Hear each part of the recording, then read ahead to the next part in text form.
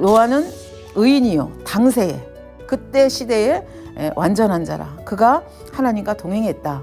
그런데 홍수 후에도 성경을 보면 노아가 350년을 살았다고 되어 있거든요.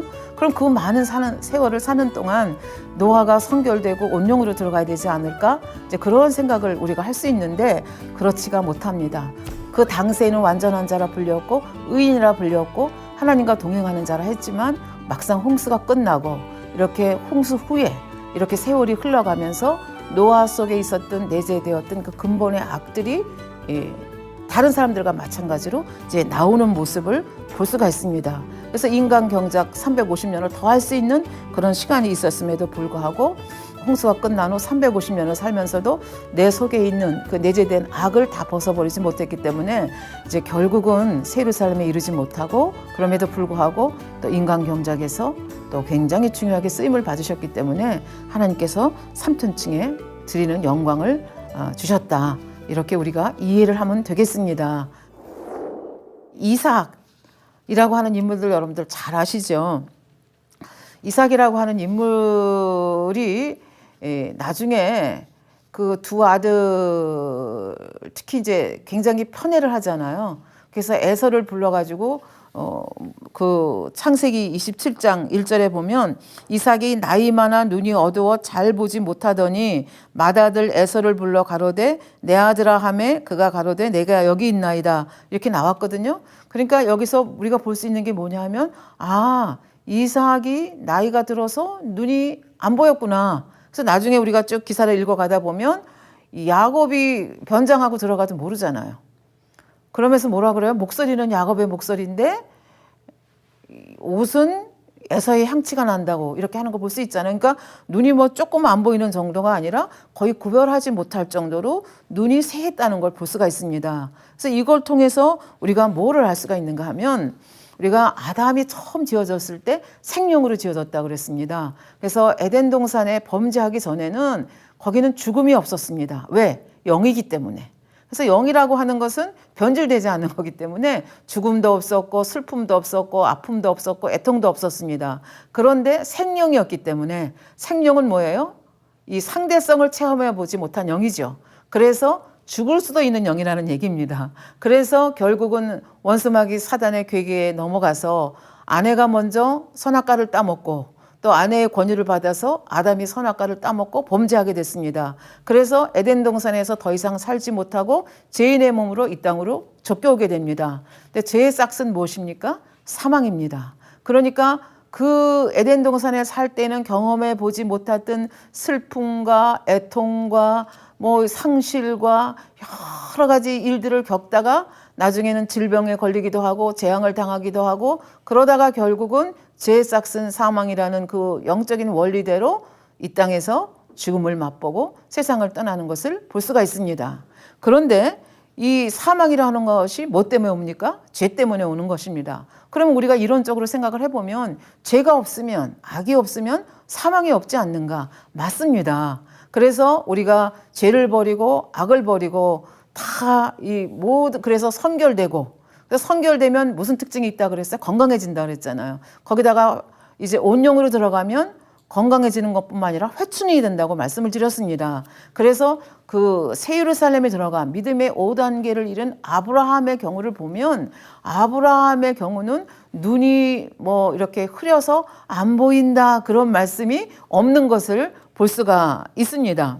그러니까 온영으로 들어갔기 때문에 이 영의 공간 속에 영으로 들어갔고 온영으로 들어갔기 때문에 영의 공간 속에 있기 때문에 육의 법칙에 제한을 안 받는 거죠. 그러나 이삭의 경우는 육의 법칙 속에 있는 거죠. 육의 법칙 속에 있다 보니까 그냥 육이 나이가 들면 쇠퇴해져서 눈도 멀어지고 경우에 따라서는 귀도 안 들리고 몸도 쇠약해지고 이렇게 되는 거죠. 그래서 여기 보면은 아까 그 말씀드린 대로 이삭이 나이 많아 눈이 어두워 잘 보지 못하더니 맏아들 에서를 불러 가로되 아들아 하매 그가 가로되 내가 여기 있나이다. 그러면서 이제 그 축복을 이제 빌어 주려고 하는 걸 볼 수 있거든요. 그러니까 이 이삭은 자기가 지금 죽을 때가 가까워왔다는 걸 뭘 보고 아는 거예요? 눈이 잘 안 보이고 몸이 옛날 같지 않고 쇠퇴해지는 모습을 보면서 아, 내가 이 땅에 살 날이 며칠 안 남았구나. 그렇게 아는 거예요. 그런데 아브라함은 그렇지 않았습니다.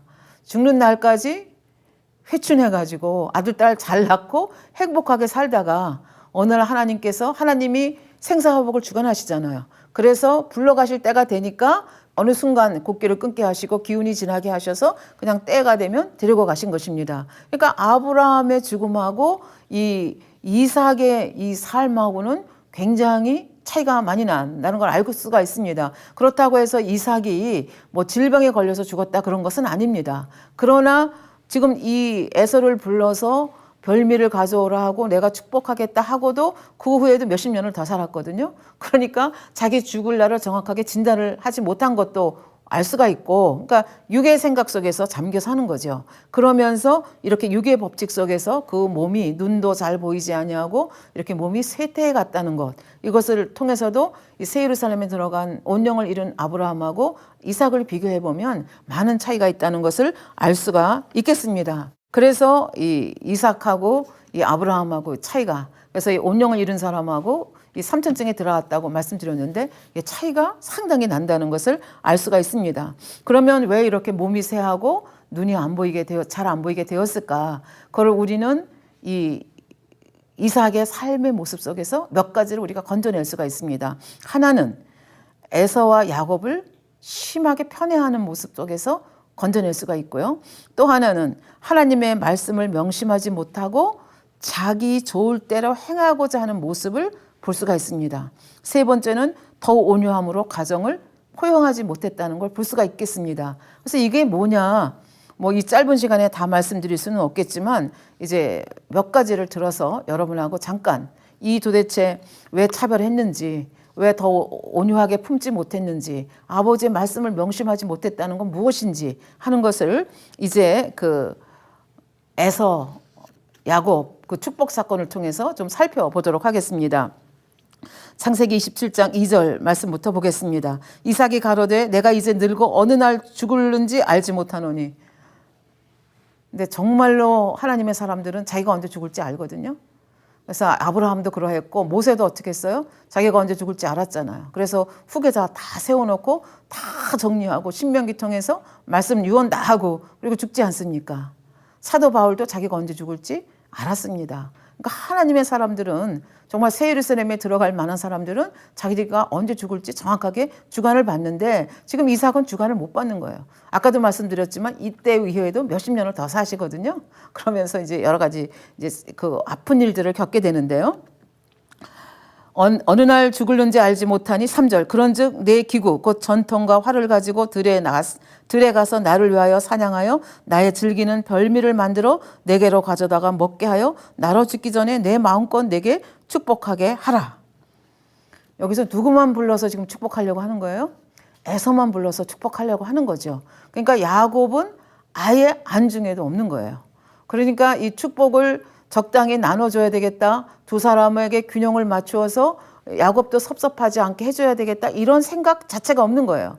근데 아브라함은 어떻게 했습니까? 나중에 결혼해서 후처를 통해서 아들을 많이 낳잖아요. 어떻게 했습니까? 그 사람들한테 다 재산을 분배해서 다 살 수 있도록 이게 골고루 이렇게 신경을 쓰는 모습을 볼 수가 있습니다. 그런데 지금 야곱은 이삭은 어떻습니까? 그 에서의 남자다움을 너무 좋아하는 거예요. 그리고 사냥한 고기를 좋아해서 에서를 사랑하고 리브가는 또 누구를 좋아했는가 하면 종용한 야곱을 좋아했습니다. 그래서 야곱은 마마보이고 에서는 파파보이가 돼가지고 집안 식구들이 딱 둘로 나눠 있는 걸 볼 수가 있습니다. 그런데 이삭도 압니다. 아내가 태중에 두 사람이 그 쌍둥이가 있을 때 하나님 앞에 기도했을 때 하나님이 큰 자가 작은 자를 섬긴다는 거 말해줬거든요. 남편한테 말 안 했겠습니까? 말했을 것입니다. 그럼에도 불구하고 누구를 편애했습니까? 에서를 편애했습니다. 인간적인 생각 속에서 에서를 편애했기 때문에 이렇게 축복을 빌어줄 때 아예 야곱은 생각을 안 한 거죠. 그리고 누구만 생각했어요? 에서만 생각한 걸 볼 수가 있습니다. 그래서 이런 모습을 리브가가 아는 거죠. 리브가는 하나님의 말씀에 이게 지금 어긋나는 일을 남편이 하고 있는 거잖아요. 근데 리브가도 아주 선한 사람은 아니었습니다. 이 남편을 설득을 하든지 어떻게 해서 했어야 되는데 꾀를 부리는 거죠. 그래서 야곱하고 둘이 짝짝꿍이 돼가지고 결국 아버지를 속여서 야곱이 이삭을 대신해서 아버지의 축복을 마음껏 받아내리는 장면이 나옵니다. 우리는 또 이 사건을 보면서 이삭이 왜 속았을까? 물론 눈이 침침해서 안 보이긴 하지만 아까 의심했잖아요. 5세 향치는 에서의 향치인데 목소리는 야곱이다. 의심했잖아요. 의심했는데도 불구하고 왜 다음 조처를 안 했습니까? 다시 한번 물어본다든지 뭐 했어야 되잖아요. 근데 안 한 건 뭐예요? 욕심이 있었던 겁니다. 이 에서에게 축복을 빌어주고자 하는 욕심이 너무 강하다 보니까 의심이 있었지만 그거를 그냥 제낀 겁니다. 제끼고 이 아들에게 마음껏 축복하고 싶어서 결국은 축복을 한 거죠. 그러니까 결국은 왜 속았습니까? 마음에 욕심이 있었고 사심이 있었고 이게 편애하는 마음이 있었기 때문에 이런 마음 때문에 제대로 분별할 수 있는 분별력을 잃어버린 거죠. 그래서 분별할 수 얼마든지 있었는데 속아서 결국은 이렇게 거꾸로 이제 축복을 하는 것을 볼 수가 있습니다. 그래서 얼마나 이삭이 에서를 축복하기를 원했는가를 이제 그 다음 기절을 보면 알 수가 있는데요. 사냥에서 돌아와 가지고 별미를 만들어서 아버지 앞에 갔더니 이미 야곱이 자기의 축복을 가로챘다는 걸 알게 됐습니다. 그래서 그 얘기를 듣고 이 아버지 이삭의 말을 듣고 에서가 방송대곡하면서 아버지한테 한 말이 있습니다. 창세기 27장 37절부터 38절 말씀입니다. 내 아들아, 내가 내게 무엇을 할 수 있으며 에서가 아비에게 할 수 있으랴. 에서가 아비에게 이르되 내 아버지여, 아버지의 빌복이 이 하나뿐이니까 내 아버지여 내게 축복하소서, 내게도 그리하소서 하고 소리 높여 울었다. 이렇게 돼 있습니다. 그런데 아버지는 연계의 법칙을 압니다. 한 번 축복한 것을 변개할 수 없다는 것을 알기 때문에 에서에게 축복해달라고 하니까 축복을 하는데 그 축복의 내용이 너무 빈약합니다. 그러니까 이걸 거꾸로 말하면 지금 이게 바뀌었기 망정이지 이 축복을 누구한테만 주려고 한 거예요? 에서에게만 주려고 한 겁니다. 그러니까 야곱은 안중에도 없었다는 얘기죠. 그러니까 얼마나 편협하게 사랑을 에서에게만 주었는가. 그러니까 리브가가 또 그렇게 할 수밖에 없는 그런 환경을 이 이삭이 만들었는가 하는 것을 우리가 이 사건을 통해서 볼 수가 있습니다. 그러니까 끝까지 아버지의 뜻을 한 번도 생각하지 않고 자기 생각대로 자기의 좋을 대로 했고 이러한 편협한 마음이 있기 때문에 가정을 편갈른 거잖아요. 마마보이, 파파보이 이렇게 편갈라가지고 서로 이렇게 편갈랐고 그 다음에 나중에 이렇게 되고 이 축복이 바뀌어진 걸 알고 에서가 어떻게 했어요? 아버지가 돌아가시면 내가 야곱을 죽여버리겠다. 그래서 원수지간이 되지 않습니까? 그래서 결국은 리브가가 내가 어떻게 하루에 두 아들을 잃겠느냐. 그래서 야곱을 자기 오빠가 있는 외삼촌 댁 밧담 아람으로 보내게 되고 잠깐 동안 갔다 올 것으로 생각했는데 결국은 20년이라는 세월을 야곱하고 생이별을 하게 되는 슬픔을 겪게 됩니다. 왜 이런 슬픔을 겪게 되겠습니까? 결국은 너무 한 아들만을 사랑한 이것 때문에 아버지의 뜻을 그대로 명심하지 못하고 내 옳은 대로 말하고 내 옳은 대로 생각했기 때문에 결국은 이런 모습으로 나오는 것을 볼 수가 있습니다. 그리고 이 축복이 바뀌었다는 걸 알았을 때도 이 이삭이 한 말을 보면 자기가 잘못했다고는 한 말도 안 합니다. 사실은 이 뿌리는 누구예요? 자기 자신이잖아요. 그럼에도 불구하고 누구를 탓합니까? 야곱을 탓하는 것을 볼 수가 있습니다. 그러니까 전체를 화합을 시켜가지고 이 상황 속에서 어떻게 두 아들이 원수지간이 되지 아니하고 잘 풀어갈 수가 있을까? 어떻게 포용해서 온 가족이 하나가 될 수 있을까를 생각한 것이 아니고 에서 편이 돼가지고 야곱을 향해서 간교하다고 말하면서 모든 그 화살을 누구한테 돌립니까? 야곱에게 돌리는 모습을 볼 수가 있습니다. 만약에 정말 이 이삭이 우리 신약시대에서 얘기하는 영의 사람이었다면 영은 무엇입니까? 살리는 것이 영이라 하지 않았습니까? 그러니까 그런 상황 속에서도 자기 잘못을 인정하고 어떻게 두 아들을 같이 살려갈 것인가를 궁구하며 또 화해할 수 있도록 그렇게 이끌어가지 않았겠습니까? 그러나 그런 생각은 전혀 하지 않았던 이 모습을 볼 수가 있습니다.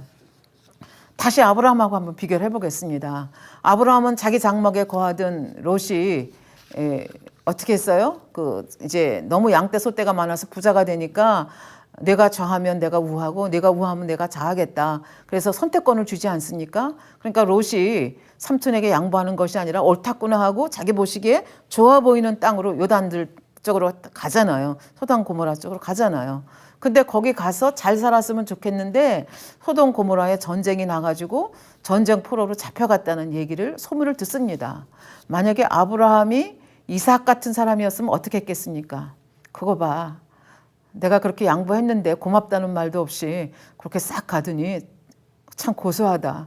아버지가 잘 알아서 갚아주셨네. 이렇게 생각했을 것입니다. 그런데 아브라함은 그렇지 않았습니다. 얼마나 마음이 선한지 롯이 그렇게 전쟁 포로로 끌려간 것을 참을 수가 없었습니다. 그래서 집에서 길리운 가신을 데리고 굉장히 먼 거리입니다. 여러분들이 지도를 보시면 아시겠지만 굉장히 먼 거리. 더군다나 그 상대가 조그만 상대가 아닙니다. 이쪽 소돔 고모라를 다 그냥 멸망시키고 거의 멸망시키다시피 하고 포로로 끌려간 사람들 아닙니까? 그걸 무서워하지 아니하고 밤에 기습작전을 써가지고 결국은 그 롯을 데리고 와서 환원시키는 이 모습을 볼 수가 있습니다. 굉장히 차이가 나지 않습니까? 바로 이것이 영과 온영의 차이다. 여러분들이 그렇게 보시면 되겠습니다. 그렇다고 해서 지금 아브라함하고 비교를 해서 그렇지 이삭도 굉장히 괜찮은 사람입니다. 얼마만큼 괜찮으냐. 그 이삭을 번제로 바치라고 했을 때 이때 이삭의 나이가 어린애가 아니었습니다. 건장한 청년이었습니다. 아버지가 모리아산에 자기를 끌고 가가지고 이렇게 그 제단 위에다가 눕히고 이게 하고 끈으로 묶어가지고 칼을 잡으려고 했을 때 이삭이 아버지에게 순종 안 하는 사람은 어떻게 했겠어요? 아버지 왜 그러세요? 그리고 사실 아브라함은 늙었잖아요. 손 탁 잡으시고 왜 그러세요? 그리고 벌떡 일어나서 나 내려갈게요. 아버지 이러실 줄 몰랐어요. 하고 내려갈 수도 있었잖아요. 그런데 이삭은 아버지가 어떤 분인지를 알았기 때문에 그 자리에서 꼼짝도 안 하고 아버지가 죽이면 나는 죽겠다. 그 심정으로 그렇게 한 모습을 볼 수 있습니다. 그러니까 그 이삭의 이렇게 아름다운 모습이 있습니다. 또 나중에 보면 가는 데마다 우물파지 않습니까? 사람들이 뭐라 그래요? 그거 내 거야. 그럼 뭐라 그래요? 내가 팠는데 왜 그래? 그러지 않고 알았어. 그리고 내줍니다. 그게 한 번이 아니고 두 번이 아니고 세 번, 네 번, 다섯 번 연결이 됩니다. 이렇게 하면서 누구하고 다투고 이런 것이 아니라 어떻게 해요? 양보하고 내주고 이런 아름다운 모습인 것을 볼 수가 있습니다. 다만 아브라함하고 비교해 보니까 그 차이가 이렇게 난다는 것이죠. 그리고 이제 치명적인 잘못이 무엇입니까? 편애하는 거. 그리고 그 아버지의 뜻을 명심하지 못하는 거. 그리고 끝까지 그렇잖아요. 그 일이 다 터졌을 때도 이거를 살리려고 하지 않고 그냥 자기 좋을 대로 그냥 방치하잖아요. 그래서 20년간이나 생이별하게 하고 뭐 이렇게 하면서 아버지로서 그 중재 역할을 하지 못하는 이 모습을 볼 수가 있습니다. 그럼에도 불구하고 아까 말씀드렸듯이 이렇게 아버지 보시기에 참으로 아름다운 모습. 그러나 아브라함하고 비교했을 때 차이가 난다는 것뿐이지 참으로 아름다운 모습이었고 또 인간 경작의 역사 속에서 굉장히 중요한 역할을 하셨기 때문에 결국은 삼천층으로 들으셨다는 얘기입니다. 그리고 이때가 구약시대라는 걸 우리들이 기억을 하시면 되겠습니다. 다음 마지막으로 야곱을 한번 살펴보겠습니다. 야곱은 대단한 인물 아닙니까? 그리고 아까 에서하고 관계 속에서도 우리가 생각할 때 야곱은 너무 좀 이상한 사람 아니에요? 어떻게 팥죽 한 그릇에 장자권을 팔어? 참 정말 강교하다더니 강교하네. 그리고 정말 강교하잖아. 엄마하고 둘이 짝짝꿍 해가지고 어떻게 아버지를 속여가지고 축복을 그렇게 몽땅 받아내려? 그러면서 어떻게 이런 사람이 삼천층 가? 뭐 이런 생각을 여러분들이 하실 수 있겠습니다. 그러나 아까도 말씀드렸지만 아버지 하나님께서는 겉으로 나타나는 걸 보는 것이 아니라 마음을 보신다고 얘기했습니다. 왜 장자권을 팥죽 한 그릇에 살려고 했겠습니까? 왜 축복권을 그렇게 기를 쓰고 받으려고 했겠습니까? 이것은 굉장히 영적인 것을 사모하는 사모함이 이 야곱에게 특심했기 때문입니다. 그리고 야곱의 삶을 보면 얼마나 성실합니까? 얼마나 부지런합니까? 얼마나 고든 중심을 가지고 있습니까? 하다못해 아내 한 사람을 얻기 위해서 14년을 약속을 하고 그걸 지키는 모습 볼 수 있지 않습니까? 그러니까 아주 자기가 이걸 얻겠다 생각하면 포기하지 아니하고 끝까지 달려가는 이런 아름다운 모습이 있습니다. 그러니까 하나님께서 보실 때 너무나 좋은 모습이죠. 그런데 이 좋은 모습의 이면에는 뭐가 있습니까? 내가 있습니다.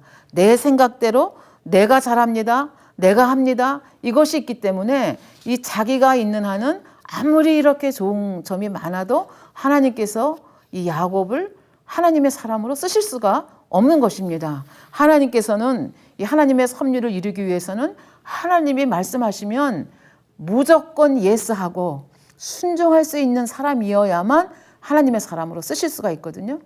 그러니까 이 야곱이 가지고 있는 나라고 하는 것을 깨트리지 않으면 하나님의 인간 경작의 섭리 속에서 이 야곱이 해야 되는 역할이 있는데 이 역할을 맡길 수가 없는 거죠. 그래서 하나님께서는 이 연단을 허락하시는 겁니다. 그래서 그렇게 축복권을 빼앗고 그 다음에 이제 물론 자기가 잘못해서 연단을 받는 거지만 하나님이 허락하신 면이 있는 거죠. 그렇게 해서 그 외삼촌 집에서 20년을 연단을 받는데 이 외삼촌은 야곱보다 100배나 강교한 사람입니다. 그래서 그 강교한 그 외삼촌 밑에서 연단을 받으면서 깨집니다. 그래서 자기가 볼 때는 다 깨졌다고 생각하고 하나님이 엄청나게 축복을 주셨고 이제는 떠날 때가 돼서 집으로 가야 되겠다. 그렇게 해서 옵니다. 그런데 하나님께서 보실 때는 아직도 완전히 와장창 깨져야 되는데 고운 가루가 되어야 되는데 아직도 다 깨지지가 않았습니다. 그래서 약복강가의 연단을 허락하시는 거죠. 약복강가의 그 연단이라고 하는 것이 무엇입니까? 뒤쫓아오는 외삼촌하고 다시는 되돌아가지 않겠다 약속을 맺었습니다. 뒤돌아갈 수가 없습니다. 그런데 앞에서는 지금 에서가 400인의 용사를 데리고 지금 자기를 죽이려고 온다는 소식을 들었습니다. 나름대로 방법을 이렇게 저렇게 했지만 안심이 안 되고 마음의 평안이 없습니다. 그러니까 이런 상황 속에서 지금 뭘 깨닫는 거예요? 내 지혜도 아무 소용이 없구나. 내가 20년 동안 그렇게 깨지면서 이 엄청난 재산을 모았는데 이 재산도 무용지물이구나. 나를 도와주실 분은 하나님 한 분밖에 없구나. 하나님이 나를 도와주시지 않으면 나는 여기서 죽을 수밖에 없고 모든 걸 잃을 수밖에 없고 나는 아무것도 아니다. 이런 생각이 들어서 그 약복강가에서 하나님이 보낸 사자와 밤새도록 씨름하잖아요. 얼마나 집요한지 이제 날이 밝아서 천사가 가려고 하니까 축복하지 않으면 내가 놓지 않겠다. 그러니까 천사가 어떻게 해요? 고관절을 탁 쳐가지고 이제 이름을 이스라엘로 바꿔주고 축복하고 떠나는 장면. 그래서 그 순간이 완전히 100% 왕창 깨지는 순간입니다. 그래서 영으로 들어가는 순간이거든요. 그래서 영으로 들어갔기 때문에 아버지 하나님께서 이 이스라엘 이름을 이스라엘로 주셨잖아요. 그래서 이스라엘의 그 12아들을 주어서 12지파를 형성하게 하시고 이 선민을 형성하게 하는 그 인간 섭리의 한 그 중요한 인물로 쓰는 것을 볼 수가 있습니다. 그럼에도 불구하고 왜 새 예루살렘에 못 들어갔을까? 온전치 못한 모습이 있었다는 거죠. 그 모습이 뭐냐?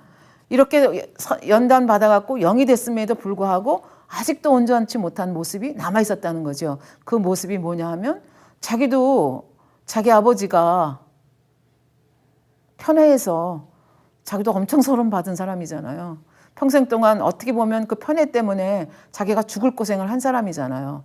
그럼에도 불구하고 자기도 똑같은 경로를 걸어가는 겁니다. 12아들 중에서 특히 어떤 아들들을 굉장히 특별히 좋아하는 거예요. 그 특별히 좋아하는 아들 중에 하나가 누구냐면 요셉입니다. 그래서 요셉을 얼마나 좋아했는지 채색 옷을 입히고 특별 대우를 하니까 이 나머지 아들들이 어떻게 해요?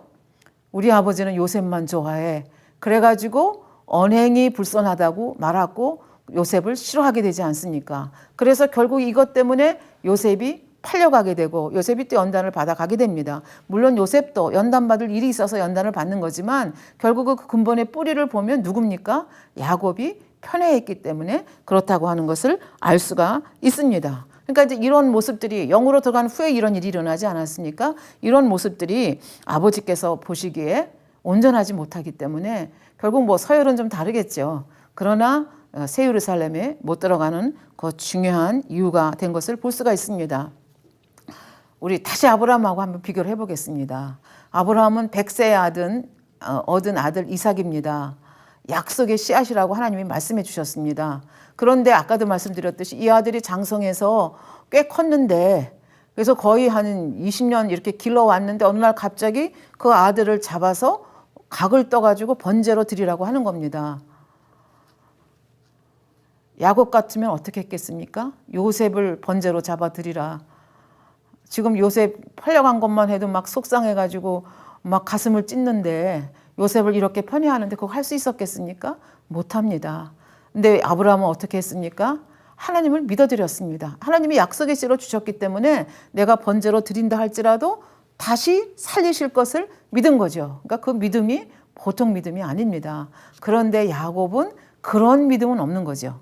그러니까 그런 면에서 새 예루살렘에 들어간 아브라함하고 비교했을 때 좀 부족한 면이 있다. 이렇게 저희가 볼 수가 있겠습니다. 그래서 그 창세기 49장 33절에 보면 여기도 이삭의 그 야곱이 죽을 때 모습이 나오거든요. 야곱이 아들들에게 명하기를 마치고 그 발을 침상에 거두고 기운이 지나여 그 열조에게로 갔더라.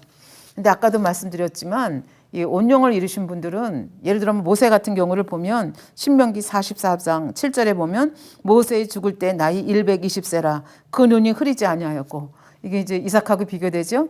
기력이 쇠하지 아니하였더라. 그런데 지금 야곱은 기력이 쇠해가지고 결국은 이제 기운이 지내서 갔다고 이렇게 이제 기록을 하고 있거든요. 그래서 이런 모습을 봤을 때 이 온용을 잃은 사람들하고는 이런 좀 차이가 있는데, 그 차이가 뭐 때문이냐? 조금 전에 말씀드린 그 편애하고 이러한 그 온전치 못한 모습 때문에 결국은 아깝게도 새 예루살렘을 놓치고 삼천중으로 끝나지 않았는가, 이렇게 이제 볼 수가 있겠습니다.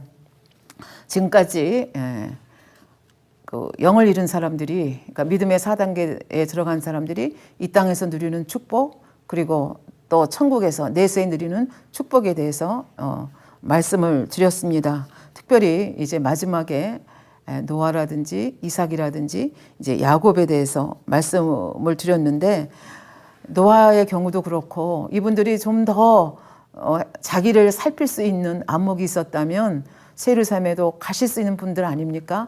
인간 경작의 그 과정 중에서 얼마나 중요한 사명을 감당을 했습니까? 그럼에도 불구하고 더군다나 우리 만민 성도들 온영을 이루어서 새 예루살렘에 많이 갈 텐데, 그때 노아 선지자 보고 야곱 선지자 뵙고 이삭 선지자 보면, 예를 들어서 제가 온영을 이루어서 갔다 이런 분들 보면 제가 민망해서 고개를 좀 잘 못 들겠다 그런 생각이 들기도 하거든요. 왜? 인간 경쟁에서 정말 엄청나게 귀하게 쓰임을 받은 자들이잖아요. 그러니까 어떻게 해요? 끊임없는 자기 점검을, 내가 다 이루었다 하지 말라고 말씀하시잖아요. 사도 바울도 나는 날마다 죽노라, 날마다 자기를 죽이고 자기 점검을 하면서, 여기 지금 믿음의 선진들이 많이 계시잖아요. 이제 다음에 믿음의 5단계 가면 뭐 아브라함이라든지 모세라든지 요셉이라든지 이런 엘리야라든지 하는 분들에 대해서 저희들이 또 살펴보겠지만, 그런 분들과 비교해서 보시면 나의 그 현주소를 발견하실 수가 있지 않겠습니까? 그래서 그런 분들과 비교해서 나를 점검하고, 또 저희들은 또 우리 당회장님을 통해서 내가 어디까지 와 있는지를 점검할 수 있는 그 이정표가 있다는 말씀을 들었습니다. 고린도전서 13장에 사랑을 내가 얼마나 이루었는지, 팔복의 말씀을 얼마나 이루었는지, 그 성령의 9가지 열매를 얼마나 내 마음에 다 9가지 열매가 충실하게 다 맺혀졌는지, 이런 것들을 수시로 점검을 해보고, 이삭은 남을 탓하는 마음이 있고 자기를 보지 못했기 때문에 이렇게 기회를 놓쳤고, 야곱도 그 편애하는 온전하지 못한 마음, 그런 간교한 속성, 이런 것들이 있기 때문에 결국은 그 새 예루살렘을 놓쳤다는 것을 우리가 거울로 삼아서, 이런 분들이 우리의 스승이 돼서 기필코 우리는 영으로서 끝나는 것이 아니라 온영으로 들어가는 저와 여러분들이 되시기를 바라겠습니다. 이렇게 천국에 대해서 삼천층에 대해서 새 예루살렘에 대해서 자세히 알려주시는 것은 우리가 천국의 소망을 가지고 끝까지 포기하지 않고 달려가게 하시는 마지막 때 저희들을 향하신 아버지의 사랑이라고 저희는 생각합니다. GCN 방송을 들으시는 여러분들도 저도 더 열심히 달립시다. 열심히 자기 점검하고 또 새 예루살렘을 향해서 끝까지 달려서 그곳에서 만날 수 있는 저와 여러분이 되기를 간절히 소망합니다. 감사합니다.